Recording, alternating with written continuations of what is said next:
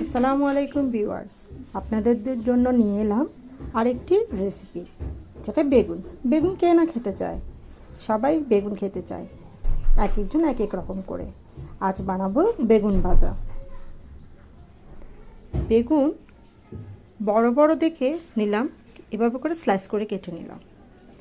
তার মধ্যে দিয়ে দিব সামান্য পরিমাণ লবণ,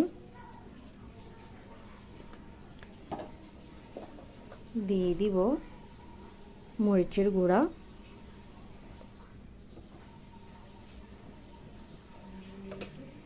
এবং দিয়ে দিব হলুদ গুঁড়া। এগুলো ভালোভাবে মেখে কিছুক্ষণ রেস্টে রেখে দিব, 2-3 মিনিটের জন্য রেস্টে রেখে দিব। এভাবে ভালো করে মেখে রেখে দিতে হবে। এভাবে ভালোভাবে মেখে নিব, মেখে নিয়ে কিছুক্ষণের জন্য রেস্টে দিয়ে দিব। এভাবে তেল গরম হয়ে আসলে রেস্টে থাকা বেগুনগুলো আমরা দিয়ে দিব তেলের মধ্যে। এভাবে এক এক করে ছাড়িয়ে দিব।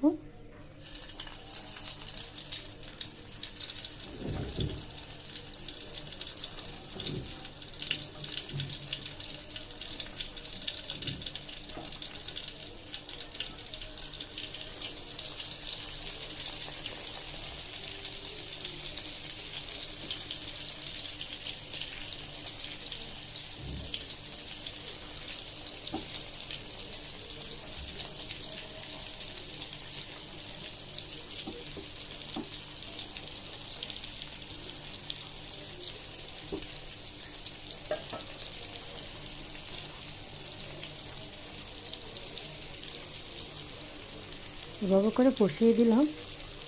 এক এক করে ভাজা হয়ে গেলে তুলে, এপিট ওপিট করে ভাজা হয়ে গেলে তুলে নিয়ে নেব। কিছুক্ষণ রাখার পরে এপাশ ওপাশ করে আমরা দেখব ভাজা কতটুকু ভাজা হয়েছে। এপাশ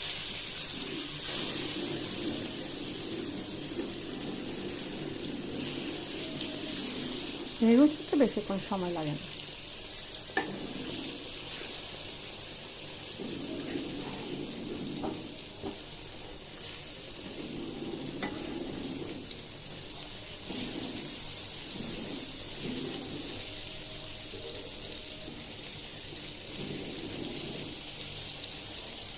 এভাবে ভাজা হয়ে গেলে আমরা কিছুক্ষণের মধ্যে নামিয়ে ফেলবো।